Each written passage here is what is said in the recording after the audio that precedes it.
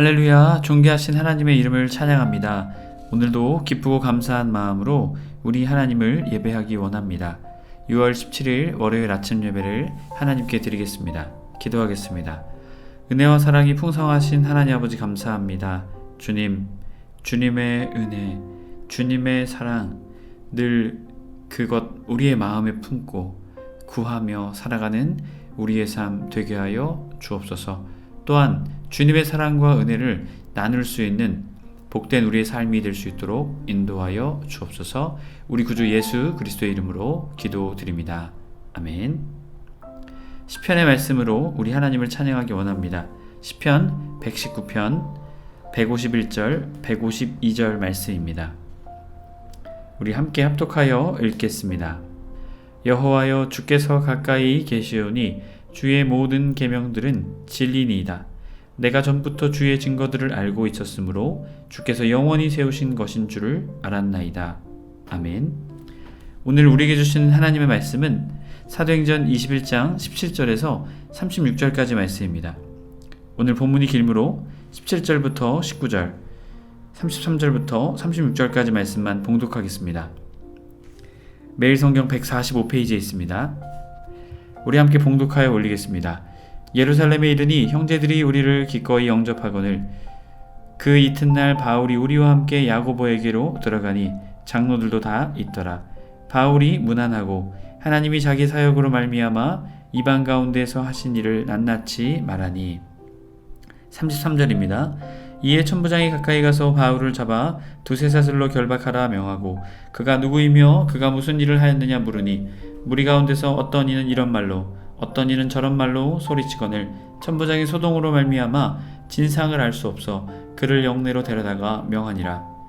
바울이 층대에 이를 때에 무리의 폭행으로 말미암아 군사들에게 들려가니 이는 백성의 무리가 그를 없이 하자고 외치며 따라 감이러라. 아멘. 할렐루야. 오늘 하루의 첫 시작을 주님께 드리며 주님께 기도하며 나아가는 해림의 모든 성도님들을 주님의 이름으로 축복합니다. 오늘은 문들이 닫히더라 라는 제목으로 은혜의 말씀 나누고자 합니다. 바울은 예루살렘 교회의 지도자인 야고보를 만납니다. 그리고 유대인들의 반감을 잠재울 제안을 받게 되죠. 그리고 그것을 순종하여 실행합니다. 하지만 바울의 행동을 오해한 유대인들로 인해 바울은 큰 위기에 처하게 됩니다. 17절부터 17, 18, 19절까지 말씀은 예루살렘 교회를 방문하고 1차부터 3차 전도여행을 마치고 그 사역을 보고하는 바울의 모습을 보게 됩니다.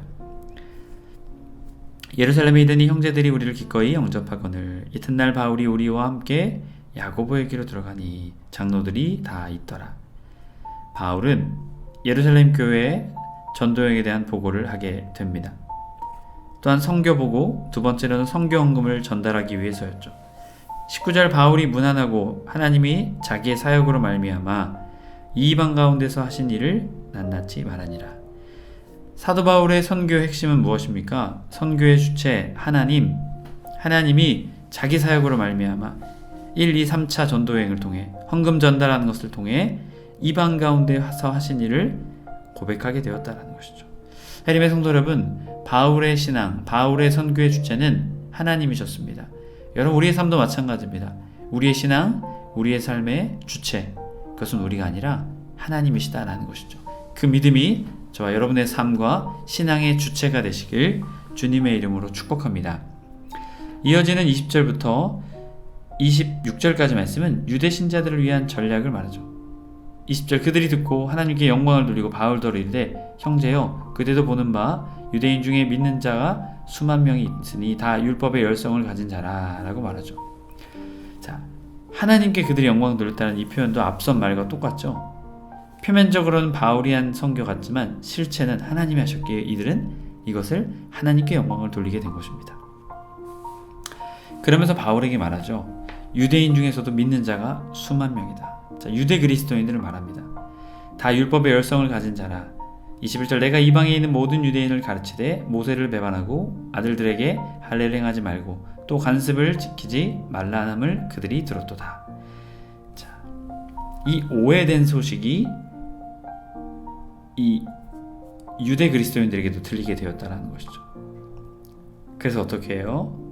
이것의 오해를 풀어야 된다. 사실 바울은 디모데에게 할례를 행합니다. 왜 그랬습니까? 유대인들을 얻기 위해서 그러했죠. 하나님의 복음을 어떻게 하면 전할까? 그러했다라는 것입니다. 그리고 율법과 전통을 거부했다라고 많은 이들이 이 사도 바울을 오해하게 많은 유대인들을 만들었습니다. 자, 그러자 22절 그러면 어찌할꼬 그들이 필연 그대가 온 것을 들으리니 우리가 말하는 이대로 하라. 자, 그 편견과 오해를 불식시키자. 왜 그랬을까요? 이 유대인들을 잃고자 하지 않았다는 것이죠. 어떻게 하면 더 하나님께 이들을 세울 수 있을까? 자, 서원한 네 사람이 우리에게 있으니 24절 그들을 데리고 함께 결례를 행하고. 자, 일시적인 나스린을 말하죠. 나시린의 그 기간이 끝나면 그 비용 헌금을 하고 머리를 깎는 것을 바울 보러 하라고 합니다. 자, 서원을 마치게 되면 7일 동안 성전에서 거합니다. 그리고 8일째 머리를 닦고 헌금을 드리게 되죠. 자, 그것을 바울이 하라고 말합니다. 그대에 대하여 들은 것이 사실이 아니고 그대도 율법을 지켜 행하는 줄을 알 것이라. 율법대로 행하는 모습을 보이면 사도 바울에 대한 오해가 풀리게 될 것이다 라고 말하게 되죠. 25절 주를 믿는 이방인에게는 우리가 우상의 제물과 피와 목매어 죽인 것과 음행을 피할 것을 결의하고 편지하였느니라 하니. 자, 26절 바울이 이 사람을 데리고 이튿날 그들과 함께 결례를 행하고 성전에 들어가서 각 사람을 위하여 제사를 드릴 때까지의 결례 기간이 만기된 것을 신고하니라. 자, 이것을 통해서 그 오해를 불식시키고자 했다라는 것입니다. 안전도모가 아닌 유대인들을 구원하고자 했다라는 것이죠.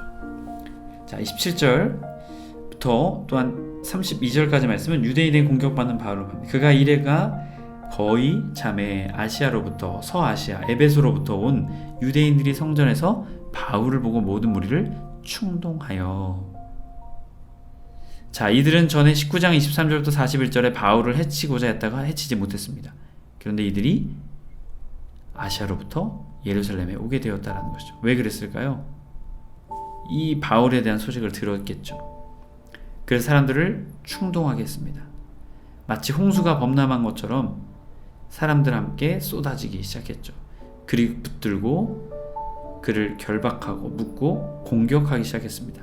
28절 이스라엘 사람들아 도오라. 이 사람은 각처의 우리 백성과 율법과 이곳을 비방하여 모든 사람을 가르치는 그자인데 또 헬라인을 데리고 성전에 들어가서 이 거룩한 곳을 더럽혔다 하니.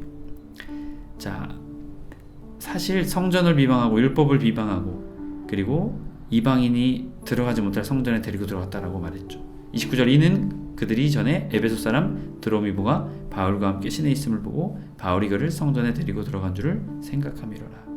자, 안뜰에는 못 들어가고 바깥뜰이었던 이방인의 뜰에 들어갈 수 있습니다. 이방인들요. 근데 지금 이 사람들은 바울이 이 이방인을 데리고 안뜰까지 들어갔다라는 것이죠. 30절 온 성이 소동하고 백성이 달려와 모여 바울을 잡아 성전 밖으로 끌고 나가니 문들이 곧 닫히더라. 잡아 끌어 영문도 모르고 사실 확인도 하지 않고 충동적으로 사람들에게 충동하여서 사람들을 이렇게 충동하여서 바울에게 이렇게 행했다는 것입니다. 31절 그들이 그를 죽이려고 할 때 온 예루살렘이 소동하다는 소문이 군대의 천부장에게 들리매. 자, 로마 수비대를 말하는데요. 성전 바깥들을 잘 보이는 곳에 이들의 요새가 있었습니다. 그래서 혹시라도 일어나게 될 소동, 밀란을 대비했죠. 근데 이것을 보고 듣게 되었다.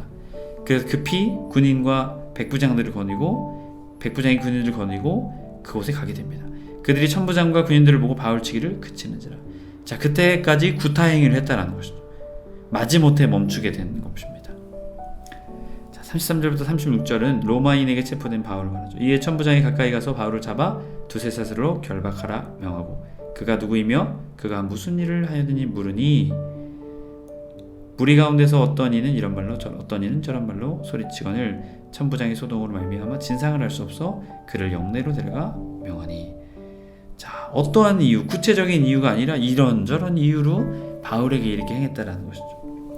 이 군중들은 충동당해서 선동당해서 이렇게 하게 되었다라는 것이죠. 참으로 어처구니 없죠. 사실은 앞선 11절에 아가보 선지자의 예언이 성취된 것입니다. 예루살렘에 가면 결박당하게 되고 고통을 당하게 될 것이다. 하지만 바울은 복음을 위해 그 길을 멈추지 않았죠. 바울이 지금 이러한 고초를 당하는 이유는요, 복음을 전하기 위함이었습니다. 그리고 이 소동을 진상을 알 수 없어서 이제 바울을 영내로 데려가게 됩니다.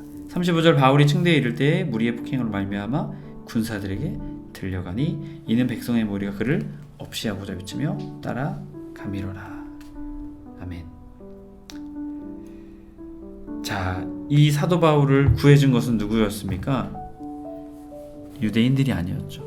이방인이었던 천부장이었습니다. 자, 그럼에도 불구하고 바울에게 은혜가 내려주고 있는 것이죠.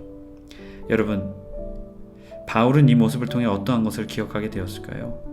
예수 그리스도의 십자가에 참여함, 예수 그리스도의 고난에 몸소 참여함. 예수님도 많은 이들의 충동으로 인해 죽음을 맞이하게 되셨죠. 사도 바울도 아마 그 그리스도의 고난에 동참했는지 모릅니다.